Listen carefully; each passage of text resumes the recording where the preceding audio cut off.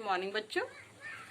आज हम लोग क्लास 3 सब्जेक्ट साइंस पढ़ेंगे, जिसमें कि हम लोग पाठ 1 सौर परिवार सूर्य पृथ्वी चंद्रमा ये हम लोग पढ़ चुके हैं। पाठ 2 जलवायु मौसम एवं ऋतुएं ये दोनों पाठ हम लोग पढ़ चुके हैं। आज हम लोग पढ़ेंगे पाठ 3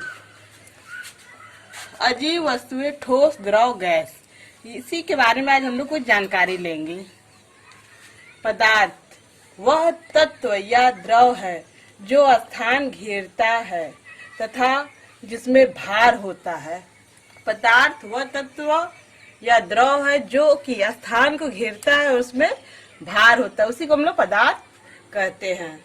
पदार्थ की 3 अवस्थाएं, आज हम लोग उसके बारे में जानकारी लेंगे। पदार्थ की अवस्थाएं। पदार्थ प्रकृति में पदार्थ 3 अवस्थाओं में मिलता है, ठोस द्रव और गैस। पहला ठोस। ठोस पदार्थ का आकार आकृति और आयतन निश्चित होता है तथा आकार तब तक नहीं बदलता जब तक कि उस पर कुछ बल न लगाया जाए। ठोस पदार्थ बह नहीं सकते हैं और किसी भी ठोस पदार्थ को हाथों द्वारा उठा सकते हैं। बच्चों, ठोस पदार्थ का आकार आकृति और आयतन दोनों निश्चित होता है और ये बह भी नहीं सकता, इसका आकार भी नहीं बदल सकता है जब तक कि हम लोग उस पर बल न लगाए।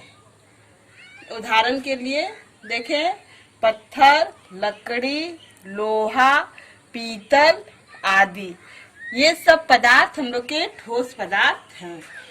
नंबर 2 द्रव। द्रव पदार्थ का आकार आकृति निश्चित नहीं होता परंतु आयतन निश्चित होता है। द्रव पदार्थ ऊपर से नीचे की दिशा में सदैव बहने लगता है। कोई भी द्रव किसी भी पात्र या बर्तन का आकार ग्रहण कर लेता है। बच्चों, द्रव पदार्थ का आकार आकृति निश्चित नहीं होता परंतु आयतन निश्चित होता है, क्योंकि उसको किसी भी हम लोग बर्तन या पात्र में डालते तो उसका आकार ग्रहण कर लेता है। उदाहरण के लिए देखें, स्याही, तेल, दूध, पानी, ग्लिसरीन आदि पदार्थ ये सब बहने वाला है, ये सब द्रव पदार्थ है।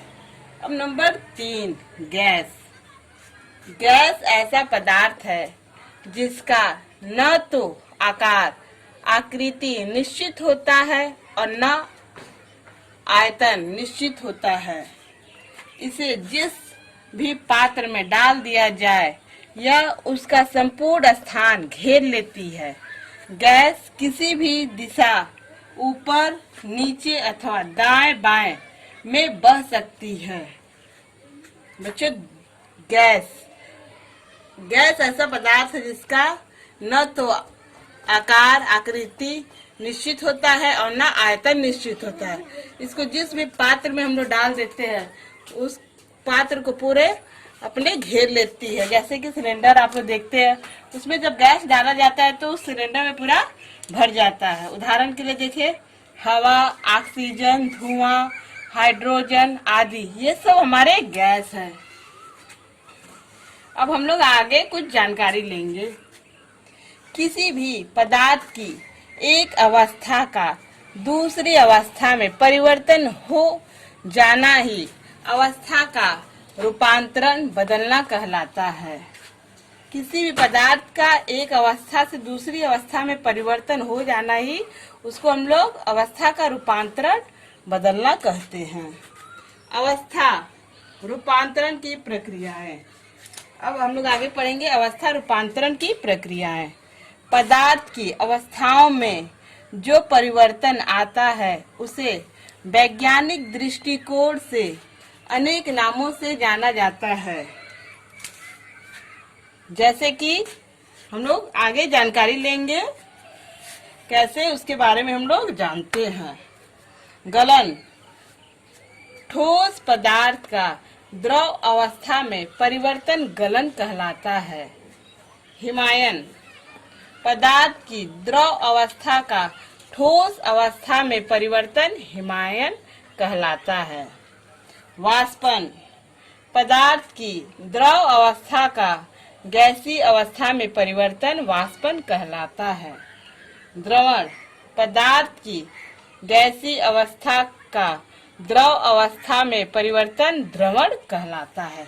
बच्चों, ये सब परिभाषा है, इसको आप लोग अपनी कॉपी में लिखेंगे और याद करेंगे। पदार्थ की संरचना। अणु, अणु सभी ठोस, द्रव अथवा गैस पदार्थ बहुत ही छोटे, यानी कि बहुत छोटे होते हैं, अति सूक्ष्म कणों द्वारा बनते हैं। इन सूक्ष्म कणों को अणु कहा जाता है। बहुत छोटे छोटे होते हैं, इसलिए इसको हम लोग अणु कहते हैं। परमाणु, सभी अणु भी छोटे छोटे कणों द्वारा निर्मित होते हैं। बहुत छोटे छोटे कणों द्वारा निर्मित होते हैं, उसको भी हम लोग परमाणु कहते हैं। आणविक अंतराकाश, किसी भी पदार्थ के अणुओं के मध्य में अवश्य ही खाली स्थान होता है। अणुओं के बीच के इस खाली स्थान को आणविक अंतराकाश कहा जाता है। अणुओं के मध्य बीच में बहुत ही खाली स्थान होता है और इस खाली स्थान को हम लोग आणविक अंतराकाश कहते हैं। अणुओं की गति, किसी पदार्थ के अणु स्थिर नहीं रहते वरन गति करते रहते हैं। किसी भी पदार्थ के अणु एक जगह स्थिर नहीं रहते हैं, वे गति करते रहते हैं। सदैव, अणु सदैव ही एक दूसरे से टकराते रहते हैं। जो अणु है एक दूसरे से हमेशा टकराते रहते हैं, लड़ते रहते हैं।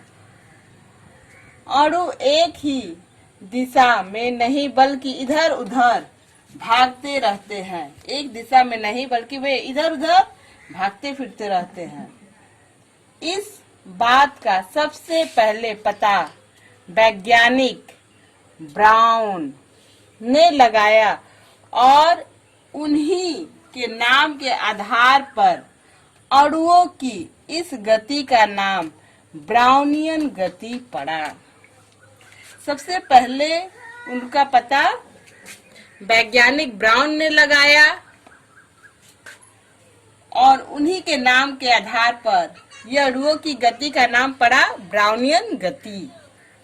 विसरण, किसी एक पदार्थ के अणु जब दूसरे पदार्थ के अणुओं के बीच जाकर फैलते हैं तो इस क्रिया को विसरण कहा जाता है। किसी भी पदार्थ के अणु जब दूसरे पदार्थ के अणुओं के बीच में जाके फैलते हैं, इसी क्रिया को हम लोग विसरण कहते हैं। आणविक बल, किसी भी पदार्थ के अणुओं के बीच में जो आकर्षण बल होता है उसे आणविक बल कहा जाता है। किसी भी पदार्थ के अणुओं के बीच में जो आकर्षण बल होता है उसे हम लोग आणविक बल कहते हैं। बच्चों, ये सब परिभाषा है, इसको आप लोग अपनी कॉपी में लिखेंगे और याद करेंगे। थैंक यू बच्चों।